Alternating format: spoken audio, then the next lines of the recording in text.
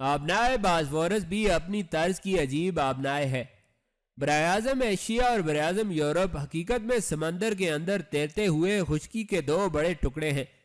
کئی لاکھ سال پہلے یہ ٹکڑے تیرتے تیرتے آہستہ آہستہ ایک دوسرے کے نزدیک آئے، حتیٰ کہ اس قدر نزدیک آ گئے کہ درمیان میں صرف آبنائے باسفورس کا تھوڑا سا پانی رہ گیا۔ البتہ شمال کی جانب سے یہ دونوں براعظم آپس میں مل گئے، اسی کو یورپی روس کہتے ہیں۔ آبنائے باسفورس ایک آبی گزرگاہ ہے جو ایشیا اور یورپ کے درمیان حائل ہے۔ یہ ایک پٹی کی طرح سے دونوں براعظموں کے درمیان پڑی ہے اور اس کے دونوں سروں پر کھلا سمندر واقع ہے۔ ایک سرے پر واقع کھلے سمندر کا نام بحر اسود ہے، جبکہ دوسرے سرے پر واقع سمندر کا نام بحر معمورہ ہے۔ بحر معمورہ کی جانب جس مقام سے کھلا سمندر شروع ہوتا ہے، اس مقام کو در دانیال کے نام سے پہچانا جاتا ہے۔ یہی در دانیال ہے جو صدیوں سے مشرق اور مغرب کے حملہ آوروں کے بحری جہازوں کی گزرگاہ رہا ہے۔ چنانچہ سلطان نے آبنائے باسفورس کے یورپی ساحل پر بھی ایک زبردست جنگی قلعے کے کام کا آغاز کر دیا۔ قسطنطین نے اس قلعہ کی تعمیر کے خلاف احتجاج کیا، لیکن سلطان نے اس کی ایک نہ سنی۔ قلعہ کی تعمیر کے دوران بعض ترک سپاہیوں نے چند یونانی کاشتکاروں سے چھیڑ چھاڑ کی، جس نے ایک چھوٹی سی لڑائی کی شکل اختیار کر لی اور اس میں فریقین کے چند سپاہی مارے گئے۔ قسطنطین سمجھ چکا تھا کہ یہ تمام تیاریاں دراصل قسطنطنیہ پر حملے کے لیے ہو رہی ہیں۔ اس نے قسطنطنیہ پر حملہ کے خوف سے شہر کے پھاٹک بند کروا دیے اور ایک وفد بھیج کر سلطان محمد خان کی خدمت میں ترک سپاہیوں کے طرز عمل کی شکایت کی۔ محمد نے اس شکایت کا جواب اعلان جنگ سے دیا۔ اب سلطنت بازنطینی کی موت و زیست کا مسئلہ آخری فیصلے کا منتظر تھا۔ سلطان محمد خان کے اتوار بتاتے تھے کہ وہ اس مرتبہ کسی صورت شہنشاہ کو معاف کرنے والا نہیں۔ دراصل سلطان نے اندازہ کر لیا تھا کہ جب تک قسطنطنیہ فتح نہ ہو، اسلامی سلطنت کو مکمل نہیں کہا جا سکتا، کیونکہ فتح قسطنطنیہ سید الانبیاء نبی کریم صلی اللہ علیہ وآلہ وسلم کی خواہش تھی۔ سلطان اپنی عسکری زندگی کا آغاز قسطنطنیہ جیسے عظیم شہر پر کامیاب حملے سے کرنا چاہتا تھا۔ یہی وجہ تھی کہ وہ ہر طرح کے انتظامات خود اپنی نگرانی میں مکمل کروا رہا تھا۔ اس نے مایاناز آہنگر نو مسلم اربان کو بلوایا اور اسے قسطنطنیہ پر حملے کے لیے ایک ایسی زبردست توپ بنانے کا حکم دیا جو قسطنطنیہ کی تہ در تہ بنی فصیل کو تباہ کرنے کا کام کماحقہ کر سکے۔ اربان کے ذہن میں تو پہلے ہی سے ایسی ایک توپ کا خاکہ بنا تھا۔ اس نے سلطان سے کہا، سلطان معظم، میں ایک ایسی توپ بنا سکتا ہوں جس میں 40 بالشت یعنی 30 انچ یا 2.5 فٹ موٹا باری بارود سے لیس گولا داغا جا سکتا ہے۔ یہ توپ قد و قامت کے لحاظ سے بہت بڑی ہوگی، اس لیے یہ لوہے کی بجائے پیتل سے ڈھالنی پڑے گی۔ سلطان نے اربان کی توپ کے خاکے کو بہت سراہا اور اسے فوری طور پر ایسی توپ بنانے کی اجازت دے دی۔ اسلحہ کی تیاری کے لیے سلطان محمد خان نے اپنے مشہور جرنیل احمد قدک پاشا اور محمود پاشا کو مقرر کیا۔ اسی طرح اس نے برق رفتار معماروں کی جماعت قسطنطنیہ کے یورپی ساحل پر اتاری تاکہ وہ قسطنطنیہ سے 5 میل کے فاصلے پر آبنائے باسفورس کے کنارے ایک زبردست جنگی قلعہ تعمیر کرے۔ اس کا سربراہ بھی مصلح الدین آغا تھا، جو ایک تاریخ ساز ماہر فن تعمیر تھا، جس نے 3-4 ماہ کے قلیل عرصے میں رومیلی حصار تعمیر کر دیا تھا۔ اب ابنائے باسفورس کے دونوں ساحل مسلمانوں کے قبضے میں آنے والے تھے۔ جو ہی قلعے کی تعمیر مکمل ہوتی، 2 سرسبز و شاداب ساحلوں کے درمیان سمندر کی 18 میل لمبی دلکش نیلگوں لکیر یعنی آبنائے باسفورس پر مسلمانوں کا قبضہ ہو جاتا۔ رومیلی حصار سے قسطنطنیہ کا برج غلاطہ صاف دکھائی دیتا تھا۔ ادھر سلطان نے رومیلی حصار کے معماروں کو مصلح الدین آغا کی سرکردگی میں قسطنطنیہ روانہ کیا، اور ادھر قاسم بن ہشام قسطنطنیہ کے خفیہ راز اور اہم عسکری معلومات حاصل کرنے کے لیے اس عظیم شہر کی جانب روانہ ہو گیا، جبکہ موریہ کی طرف سلطان کی ایک بہادر فوج پہلے ہی کوچ کر چکی تھی۔ سلطان محمد خان آغا حسن، احمد قدک پاشا اور محمود پاشا جیسے سالاروں کے ہمراہ ایک مضبوط اور ناقابل تسخیر فوج تیار کرنے میں مصروف تھا۔ اس نے اپنے ہر صوبے میں نئی فوجی بھرتی کے لیے پیغام بھیجے۔ ہر صوبے کا حکمران بیلر بیگ کہلاتا تھا۔ بیگ اور پاشا ایک ہی طرز کے القابات تھے۔ ایسے فوجی سردار جن کے نیزے کے سرے کے ساتھ گھوڑے کی دم جیسا ایک پھندنا لگا ہوتا تھا وہ بیگ یا پاشا کہلاتے۔ یہ عثمانیوں کا فوجی نشان تھا۔ پاشا ترکی زبان میں فوجی سرداروں کو کہتے ہیں۔ ایک بیلر بیگ یعنی کسی صوبے کا جاگیردار وہ پاشا ہوتا تھا جس کے نیزے کے ساتھ گھوڑے کی دم جیسے دو پھندنے لگے ہوتے تھے۔ یہ لوگ ان جاگیروں کے سردار تھے جن کو فوجی خدمات کے صلے میں زمینیں دی گئی تھیں، اور ان کے فرائض میں شامل تھا کہ جنگ کے موقع پر مسلح ہو کر لشکر میں شامل ہوں۔ ان جاگیروں کے لوگ ایسے موقعوں پر اپنے اپنے سرداروں کے علم کے نیچے جمع ہو جاتے تھے۔ علم کو ترکی زبان میں سنجق کہتے ہیں، اور چونکہ سنجق ہر علاقے کا الگ ہوتا ہے اس لیے دھیرے دھیرے لوگ صوبوں اور علاقوں کو سنجق کہنے لگے۔ ہر سنجق یعنی فوجی پرچم تلے بیگ یعنی بیلر بیگ کے بہت سے ماتحت ہوا کرتے، اور ہر بیگ کا دستہ 4 سواروں پر مشتمل ہوتا۔ سلطان نے اس عظیم حملے کے لیے اپنے یورپی اور ایشیائی مقبوضات سے باضابطہ طور پر 1 لاکھ کی فوج تیار کرنا شروع کر دی۔ رضاکار اس کے علاوہ تھے جو ہر جنگ کے موقع پر بطور خود اپنی خدمات پیش کرتے اور جن کا محافظہ صرف مال غنیمت تھا۔ ان دونوں قسم کی افواج سے زیادہ شان و شوکت اور عظمت و شہرت یعنی چری کی تھی، جس کا سپہ سالار آغا حسن تھا۔ ایک طرف اگر آغا حسن سلطان کی فوج کے لیے ایک مایناز اور بہادر سالار تھا، تو دوسری طرف احمد کدک پاشا اور محمود پاشا صوبیداری فوج کے جنگجو جرنیل تھے۔ بحریہ کو مضبوط کرنے کے لیے سلطان نے ایک مضبوط بحری بیڑا تیار کرنے کا حکم دیا، جس میں کم سے کم 180 جہاز شامل ہوتے۔ چھوٹی بڑی کشتیوں کی تعداد الگ تھی جو پہلے سے عثمانی بحریہ کا حصہ تھی۔ سلطان محمد خان ایک باصلاحیت نوجوان تھا جس کی خداداد قابلیت کے جوہر رزم و بزم دونوں جگہ یکساں طور پر نمایاں تھے۔ دین کے مقام پر اس نے بہترین اساتذہ سے حیرت انگیز تیزی کے ساتھ علوم و فنون کی تحصیل کی تھی۔ وہ اپنی مادری زبان کے علاوہ عربی، فارسی، عبرانی، لاطینی اور یونانی زبانوں پر بھی قدرت رکھتا تھا۔ سلطان محمد کی نظر نہ صرف دنیا کی تاریخ پر تھی بلکہ وہ کرۂ ارض کے جغرافیے سے بھی پوری طرح واقفیت رکھتا تھا۔ وہ ایک بلند پایا شاعر اور شعر و سخن کا بہت بڑا رسیا تھا۔ سلطان محمد خان کو اپنے وقت کے جید عالم اور فقیہ ملا عبد الرحمن جامی کے ساتھ براہ راست نسبت تھی، اور وہ ہندوستان کے خواجہ جہاں کی عقیدت میں بھی پیش پیش رہتا تھا۔ سلطان کی صوبیداری افواج کا سالار محمود پاشا بھی سپاہی ہونے کے ساتھ ساتھ شاعر بھی تھا۔ قسطنطنیہ پر حملے کا ارادہ کیا تو سلطان نے انتہائی گہری نظروں کے ساتھ پلوٹارک کی مشہور و معروف تصنیف جو یونان اور روم کے تذکروں پر مشتمل تھی پڑھنا شروع کر دی۔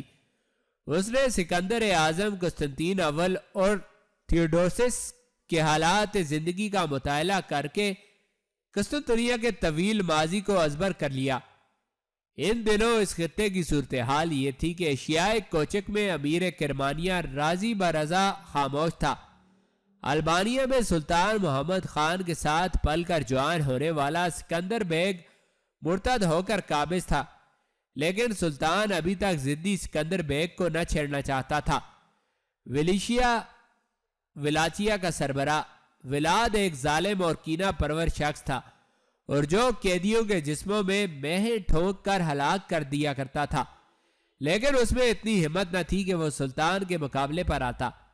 ہمت تھی تو صرف شاہ ہنگری ہونیاڈے کے بازوؤں میں تھی، لیکن سلطان نے اس کے ساتھ 3 سال کی صلح کا معاہدہ کر لیا تھا۔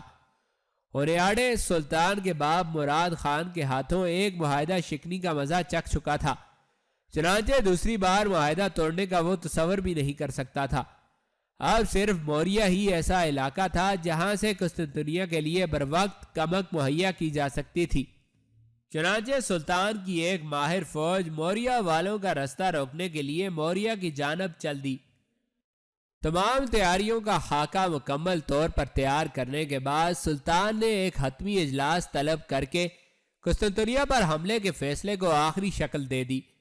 یہ اجلاس بھی بڑے بڑے سالاروں، سرداروں اور عمائدین سلطنت پر مشتمل تھا۔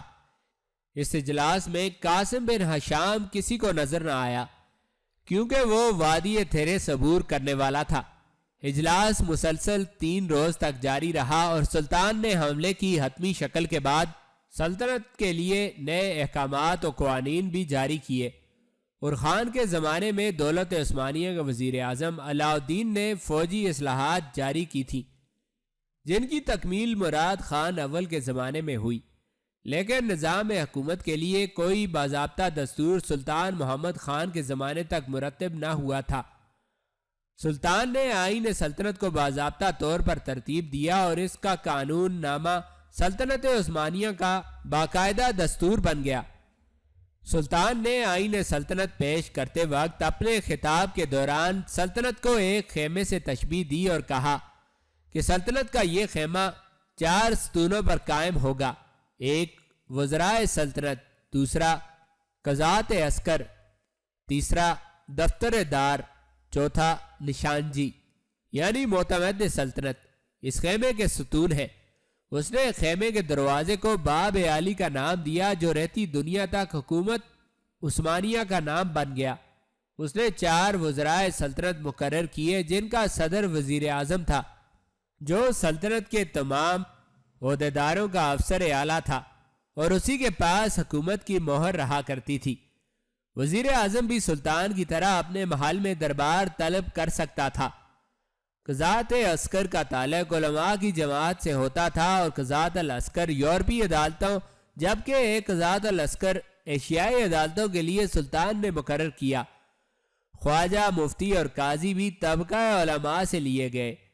سلطان نے حکومت کی مجلس حل و عقد کا نام دیوان ہی رہنے دیا جبکہ دیوان میں نشستوں کی تعداد بڑھا دی۔ سلطان نے نئے دستور میں خارجی آغا اور داخلی آغا کے عہدے مقرر کیے۔ خارجی آغا وہ فوجی حکام تھے جن کے سپرد صوبوں کی حکومت تھی، جبکہ داخلی آغا درباری عہدوں پر مامور تھے۔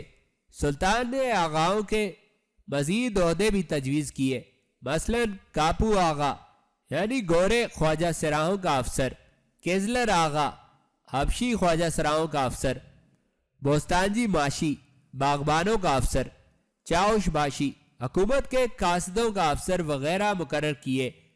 سلطان محمد خان نے سب سے زیادہ توجہ اپنے آئین سلطنت میں تعلیم اور تدریس پر دی۔ پچھلے عہد میں تمام مدرسے محض مذہبی ہوتے تھے، اگرچہ ان میں اور بھی علوم پڑھائے جاتے تھے، لیکن ترکوں کا سرشتہ تعلیم پولیٹیکل حیثیت کا حامل تھا اور وہ سلطنت کے لائق عہدیدار پیدا کرتا تھا۔ سلطان کا اجلاس 3 روز تک جاری رہا۔ تیسرے روز سلطان نے اختتامی تقریر کرتے ہوئے کہا: معزز اراکین سلطنت، الحمدللہ اللہ کے فضل و کرم سے ہم نے سلطنت کے نظام کو علماء ملت اور عمائدین سلطنت کے مشورے سے پہلے کی نسبت بہت بہتر بنا دیا ہے۔ اب ہم پورے اطمینان کے ساتھ اس فاتح لشکر کا حصہ بن سکتے ہیں جس میں شامل مسلمان مجاہدوں کو رسول کریم صلی اللہ علیہ وآلہ وسلم نے اسی دنیا میں مغفرت کی خبر سنائی ہے۔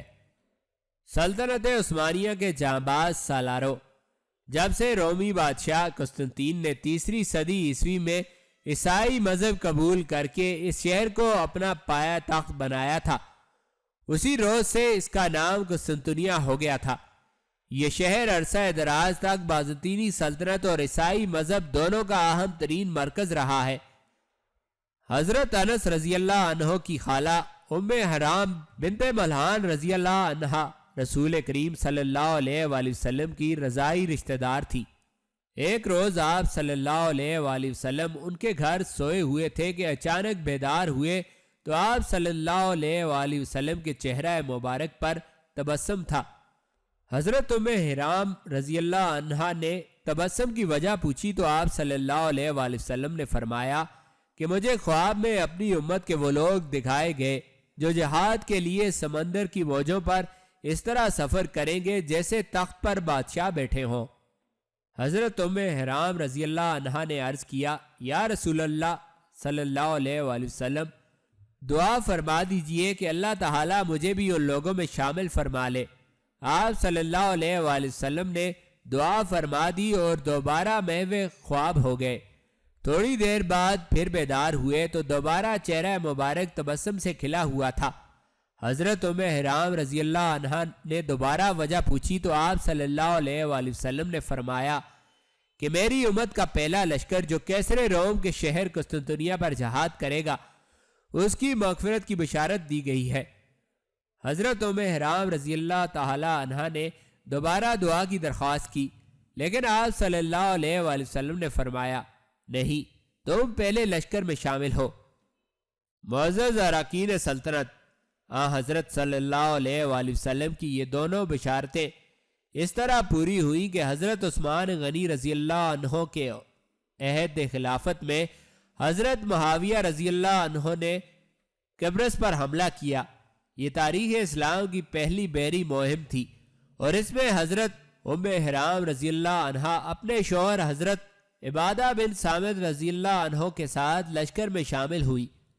یہ جنگی مہم اس لحاظ سے کامیاب رہی کہ اہل قبرص نے مسلمانوں سے صلح کر لی، اور جب مسلمان واپس ہونے لگے تو حضرت حرام رضی اللہ عنہ ایک گھوڑے پر سے گر کر جام شہادت نوش فرما گئی۔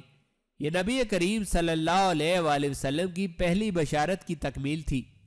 بشارت کا دوسرا حصہ مجاہدین قسطنطنیہ سے متعلق تھا۔ چنانچہ قسطنطنیہ پر جہاد کرنے کے لیے حضرت معاویہ رضی اللہ عنہ کے عہد خلافت میں ایک لشکر نے قسطنطنیہ پر پہلا حملہ کیا۔ اس لشکر میں حضرت امیر معاویہ رضی اللہ عنہ کا بیٹا یزید بھی شامل تھا، اور جید صحابی رسول صلی اللہ علیہ وآلہ وسلم حضرت ابو ایوب انصاری رضی اللہ عنہ بھی شامل تھے۔ یہ مسلمانوں کی طرف سے قسطنطنیہ کا پہلا محاصرہ تھا جو کافی مدت تک جاری رہا، اور حضرت ابو ایوب انصاری رضی اللہ عنہ اسی محاصرے کے دوران بیمار ہو کر شہید ہوئے اور اس عظیم شہر کی فصیل کے نیچے مدفون ہوئے۔ لیکن یہ لشکر قسطنطنیہ کو فتح نہ کر سکا۔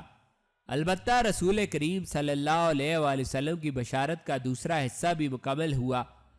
محترم اراکین سلطنت، یاد رکھیے کہ صرف یہ بشارت ہی نہیں، رسول کریم صلی اللہ علیہ وآلہ وسلم کی ایک اور حدیث بھی ہے جس میں صرف قسطنطنیہ پر جہاد کرنے والوں کی بات آپ صلی اللہ علیہ وآلہ وسلم نے نہیں فرمائی، بلکہ اس شہر کو فتح کرنے والوں کو آپ صلی اللہ علیہ وآلہ وسلم نے خوشخبری سنائی ہے، تم ضرور قسطنطنیہ فتح کر لوگے، پس بہتر امیر اس کا امیر ہوگا اور بہتر لشکر وہ لشکر ہوگا۔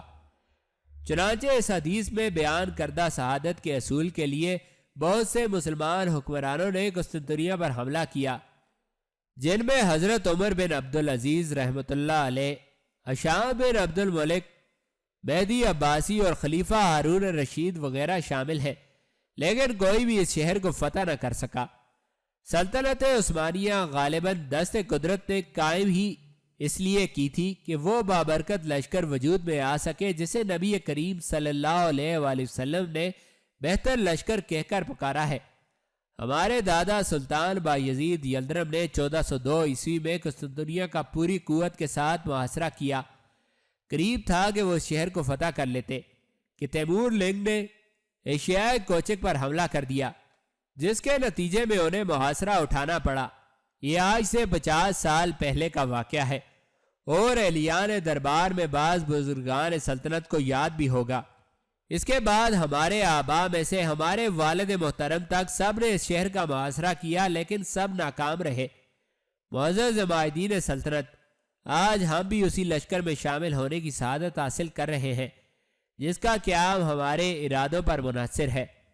قسطنطنیہ ایسے مقام پر واقع ہے کہ جب تک یہ شہر فتح نہیں ہو جاتا اسلامی سلطنت کو مکمل نہیں کہا جا سکتا، اور مجھے یقین ہے کہ جس دن یہ قدیم شہر تسخیر کر لیا گیا اس کے بعد کوئی بھی کیسر دوبارہ پیدا نہ ہو سکے گا، کیونکہ رسالت مآب صلی اللہ علیہ وآلہ وسلم کا یہ بھی ارشاد ہے، جب کیسر ہلاک ہو گیا تو پھر کوئی کیسر پیدا نہیں ہوگا۔ السلام علیکم ورحمۃ اللہ وبرکاتہ۔ یہ دربار سلطنت میں سلطان محمد خان کی اختتامی تقریر تھی۔ اہلیان دربار اپنے سلطان کی اسلامی معلومات دیکھ کر حیران رہ گئے۔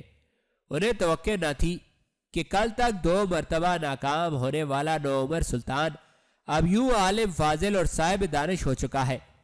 یہ تھا سلطان محمد خان، جو اب دنیا کے عظیم شہر قسطنطنیہ کو فتح کرنے کے لیے رخت سفر باندھنے والا تھا۔ دنیا کی تاریخ ایک نئی کروٹ لینے والی تھی اور مسلم فتوحات کی تکمیل کے ساتھ یورپ کی نشاط ثانیہ کا نیا دور شروع ہونے والا تھا۔ مقدس باپ، آپ کی قلیل وقت کی اس رفاقت کو میں اپنے لیے سعادت سمجھتا ہوں۔ میں گزشتہ 25 سال سے اسی مقام پر کشتی رانی کر رہا ہوں اور زندگی میں بڑے بڑے راہبوں کی باتیں سنی ہیں، لیکن آپ کے ساتھ کیا گیا یہ سفر مجھے عمر بھر یاد رہے گا۔ یہ اس بوڑھے ملاح کی آواز تھی جو قاسم بن ہشام کو لے کر آبنائے باسفورس کے یورپی ساحل کی جانب جا رہا تھا۔ قاسم آج کئی روز سے سفر میں تھا۔ وہ درنا سے اکیلا ہی روانہ ہوا تھا اور آبنائے باسفورس کے ایشیائی ساحل پر سلطان بایزید یلدرم کے بنائے ہوئے انازول حصار کے بالکل سامنے اب آبنائے باسفورس کے یورپی ساحل کی جانب بڑھ رہا تھا۔ اس نے عیسائی راہبوں کا لباس پہن رکھا تھا اور گلے میں صلیب کے علاوہ عیسیٰ علیہ السلام کی فرضی شبیہ بھی ایک سنہری زنجیر کے ساتھ لٹکا رکھی تھی۔ اس کے سر پر پادریوں والی ٹوپی اور بدن پر بھاری بھرکم جبہ تھا۔ قاسم ایک ماہر جاسوس تھا۔ یہی وجہ تھی کہ اس نے انتہائی کامیابی کے ساتھ یہ حلیہ اختیار کر رکھا تھا۔ لیکن ایک حیرت کی بات تھی کہ قاسم نے مغربی یورپ کے پادریوں جیسا لباس پہن رکھا تھا جو رومن کیتھولک مذہب کے ساتھ وابستہ تھے اور جن کا مرکز کلیسا روم کے شہر میں پاپائے روم کے ماتحت چلتا تھا۔ رومن کیتھولک مذہب عیسائیوں کے لاطینی فرقے کا مذہب تھا اور یہ فرقہ مغربی یورپ کے علاوہ اہل ہنگری اور کوئے بلکان کے بعض باشندوں پر مشتمل تھا۔ اس کے برعکس عیسائیوں کا قدیم فرقہ دی ہولی آرتھوڈاکس چرچ تھا، جس کا مرکزی شہر قسطنطنیہ تھا اور جو عیسائیت کا یونانی فرقہ سمجھا جاتا تھا۔ اس وقت تک پروٹسٹنٹ فرقہ پیدا نہ ہوا تھا اور پروٹسٹنٹ فرقے کے بانی جرمن مارٹن لوتھر کے ایلزبن میں پیدا ہونے میں بھی 30 سال ابھی باقی تھے۔ آبنائے باسفورس، جس میں اس وقت قاسم کی کشتی نیلگوں پانیوں پر رواں دواں تھی، 18 میل لمبی ایک سمندری پٹی کا نام تھا۔ اس آبنائے کے شمالی سرے پر بحیرہ اسود یعنی بلیک سی اور جنوبی سرے پر بحیرہ معمورہ واقع ہے۔ اس کے مشرقی سرے پر ایشیا اور مغربی سرے پر یورپ، 2 عظیم براعظم واقع ہیں۔ دونوں براعظموں کے درمیان آبنائے باسفورس کی چوڑائی سب سے زیادہ بحیرہ معمورہ کی طرف سے ہے، جہاں اس کا پارٹ 3.25 میل اور سب سے کم چوڑائی بحیرہ اسود کے رخ پر ہے، جہاں اس کا پارٹ کل 800 گز رہ گیا ہے۔ اس کی گہرائی مختلف جگہوں پر 40 سے لے کر 32 گز تک ہے۔ قاسم نے بہت تھوڑے وقت میں ملاح سے بہت زیادہ معلومات حاصل کر لی۔ وہ کشتی میں بیٹھا آبنائے باسفورس کے اندر عثمانی جہازوں کو گشت کرتے دیکھ رہا تھا۔ اسے آبنائے کے ایشیائی ساحل پر عظیم فارس کے ہیبت ناک حکمران کسریٰ کی وہ بے پناہ فوج خیمہ زن نظر آئی جس نے کیسر روم کو مسلسل شکستیں دے کر قسطنطنیہ میں محصور کر دیا تھا۔ لیکن پھر قرآن حکیم کی وہ حیرت انگیز پیشن گوئی پوری ہوئی کہ رومی عنقریب مغلوب ہونے کے بعد غالب آ جائیں گے اور پھر کسریٰ کی فوجوں کو یہاں سے بھاگنا پڑا۔ اسے دور، بہت دور کسی شہر کے چھوٹے چھوٹے نشانات نظر آئے تو اس نے ملاح سے پوچھا، وہ دیکھیے، وہ کیا ہے؟ لگتا ہے یہاں سے 4-5 میل پر کوئی شہر ہے۔ جی ہاں، یہی تو قسطنطنیہ ہے جہاں آپ جا رہے ہیں۔ یہی شہر تو ہے جس کی وجہ سے خداوند یسوع مسیح کا دین زندہ ہے۔ خداوند اسے ہر بلا سے محفوظ رکھے۔ آپ تو روما کے پادری ہیں، ہمارے چرچ کو تو آپ نہیں مانتے، ہے نا؟ بوڑھا ملاح بھی دونوں عیسائی فرقوں کے بارے میں جانتا تھا۔ نہیں، ایسی کوئی بات نہیں، قسطنطنیہ تو یسوع مسیح کے رسولوں کا شہر ہے۔ میں بھی دعا کرتا ہوں کہ خداوند اس شہر کو محفوظ ہاتھوں میں دے دے۔ قاسم کی بات سن کر ملاح چونک اٹھا اور اس کا چہرہ کسی انجانے خطرے سے زرد ہونے لگا۔ یہ آپ کیا کہہ رہے ہیں؟ محفوظ ہاتھوں میں دے دینے کی دعا تو شہنشاہ کے حق میں نہیں ہے، کیونکہ سب جانتے ہیں ہمارے کیسر کے ہاتھ محفوظ نہیں۔ سنا ہے مسلمانوں کا نیا سلطان قسطنطنیہ پر حملہ کرنا چاہتا ہے۔ ملا کی بات سے قاسم کا کلیجہ کام گیا۔ اسے یکدم اپنی حیثیت یاد آئی کہ وہ ایک جاسوس ہے، اور وہ سنبھل کر بیٹھ گیا۔ لیکن اسے حیرت تھی کہ سلطانی حملے کی خبر اس قدر پیش از وقت یہاں کیسے پہنچ گئی تھی۔ اس نے ملاح کو مزید ٹٹولنے کے لیے کہا، لیکن یہ خبر تو بڑی خطرناک ہے۔ سنا ہے مسلمانوں کا نیا سلطان بڑا جنگجو اور بہادر ہے۔ جی ہاں، اس نے یہاں سامنے ہی قسطنطنیہ سے 5 میل جنوب کی جانب ایک عظیم الشان قلعہ تعمیر کرنا شروع کر دیا ہے۔ آج کل تو ہماری آبنائے میں سے یورپی جہاز گزرتے ہوئے گھبراتے ہیں۔ مجھے تو لگتا ہے کوئی خطرناک جنگ ہونے والی ہے۔ دیکھیے مقدس باپ، کس قدر خون خرابہ ہوگا، دونوں طرف کے انسان مریں گے۔ حالانکہ یسوع مسیح امن اور محبت کے پیغمبر تھے۔ بوڑھے ملاح نے حسرت بھری آواز میں کہا۔ قاسم کو ایسے لگا جیسے ملاح اپنے مذہب سے بیزار ہو یا پھر اپنے مذہبی پیشواؤں سے۔ کچھ دیر بعد قاسم نے ملاح سے سوال کیا، تو پھر کیا سلطانی حملے کے خلاف شہنشاہ نے بھی کوئی تدبیر سوچ رکھی ہے؟ شہنشاہ کیا تدبیر سوچے گا؟ قسطنطنیہ میں کوئی ایسا شخص ہی نہیں رہا جو بچاؤ کی کوئی تدبیر سوچ سکے۔ لوگ کہتے ہیں کیسر نے خود نئے سلطان کو چھیڑا ہے۔ میں پوچھتا ہوں کیا ضرورت تھی ایسا کرنے کی؟ بوڑھا ملاح چڑچڑا بھی ہو رہا تھا، لیکن اسے کچھ خاص معلوم ہی نہ تھا۔ قاسم کے لیے یہ سفر بہت دلچسپ رہا۔ آبنائے میں اکا دکا کشتیاں اور بھی رواں دواں تھیں۔ وہ پھر تصورات کی دنیا میں بہنے لگا۔ اسے قسطنطنیہ کی دیواروں پر عثمانی توپوں کے گولے برستے دکھائی دیے، اور خلیج ترابیہ کے کنارے عربی نسل کے گھوڑے دوڑتے ہوئے نظر آئے۔ کچھ ہی دیر بعد کشتی ساحل سے آ لگی۔ وہ اپنے سینے میں بہت عجیب احساس لے کر قسطنطنیہ کی سرزمین پر اترا۔ ساحل پر اور بھی کئی کشتیاں اپنے مسافروں کے انتظار میں ہچکولے کھا رہی تھی۔ قاسم کو محسوس ہوا کہ یہ مچھیروں کی کوئی بستی تھی، جو ساحل پر اترتے ہی اس کی نگاہوں کے سامنے انجیر کے درختوں کے درمیان پھیلی ہوئی تھی۔ موسم ابھی تک سرد تھا، اور سمندر کی لہریں ابھی تک گزشتہ سردیوں کا تصور کر کے بری طرح کپکپا رہی تھی۔ سرسبز و شاداب پہاڑیوں کی وجہ سے خلیج ترابیہ کا پورا علاقہ سرد تھا۔ یہاں گرمی تھوڑے وقت کے لیے اور کم پڑتی تھی۔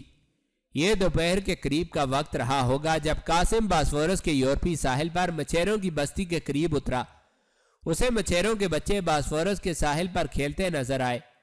اب اس کے بائیں طرف 3 میل کے فاصلے پر قسطنطنیہ شہر تھا، اور دائیں طرف بحر اسود کی طرف جاتا ہوا باسفورس کا طویل ویران کنارہ۔ اس نے باسفورس کے یورپی ساحل پر کھڑے ہو کر ایشیائی کنارے پر نگاہ ڈالی تو اسے بایزید یلدرم کا بنایا ہوا انازول حصار صاف دکھائی دیا۔ اسے معلوم تھا کہ اسے حصار کے بالکل سامنے، اسی کنارے پر جہاں وہ اس وقت کھڑا تھا، سلطان محمد خان ایک قلعہ تعمیر کرنا چاہتا تھا۔ اس نے اپنے ساحل کے چاروں طرف نظر دوڑائی تاکہ اسے نئے قلعے کے تعمیر کے آثار نظر آئیں، لیکن پھر اسے اندازہ ہوا کہ غالباً وہ ابھی قلعہ کی متعین کردہ جگہ سے بہت دور ہے۔ حقیقت میں سلطان محمد خان کا یہاں قلعہ بنانا بہت بڑی جرأت کا کام تھا، کیونکہ یہ دشمن کا علاقہ تھا، اور خصوصاً اس علاقے میں جہاں وہ اس وقت کھڑا تھا یونانی سپاہیوں کا قبضہ تھا۔ یہ سپاہی اگرچہ قسطنطین کے ماتحت تھے، لیکن اپنی عادات و اطوار کے لحاظ سے بدتمیز اور ہٹ چھٹ واقع ہوئے تھے۔ قاسم اگر یہاں سے قسطنطنیہ جانا چاہتا تو اسے شمال کی طرف 3 میل کا فاصلہ پیدل طے کرنا پڑتا، لیکن پھر بھی وہ قسطنطنیہ اس لیے نہ پہنچ سکتا تھا کہ اسی جانب سے قسطنطنیہ کی فصیل کے ساتھ متصل آبنائے باسفورس کی ایک اور شاخ نکلتی چلی گئی تھی۔ یہ ایک پتلی اور لمبی سمندری پانی کی شاخ ہے، جسے ایک چھوٹی سی مستطیل خلیج بھی کہا جا سکتا ہے، جو باسفورس سے مغربی سمت خشکی کی طرف نکل آتی ہے، اور اس کی شکل سینگ سے مشابہ ہے۔ کسی نے قسطنطنیہ کی فصیل سے طلوع آفتاب کے وقت اسے دیکھا تو سورج کی کرنوں کی وجہ سے اسے پانی کا رنگ سنہرا نظر آیا۔ تب سے اسے سنہرا سینگ کہا جاتا تھا، یعنی گولڈن ہارن۔ فارسی بولنے والوں نے اسے شاخ زریں کا نام دیا۔ یہ شہر کی جنوبی فصیل کے ساتھ چلتی ہوئی کافی پیچھے کی طرف چلی گئی تھی۔ اس طرح یہ مثلث شہر اپنی دو اطراف سے سمندر میں گرا ہوا تھا۔ تیسری اور اکلوتی سمت خشکی کی جانب تھی، لیکن اس طرف طے در طے فصیل بنی ہوئی تھی۔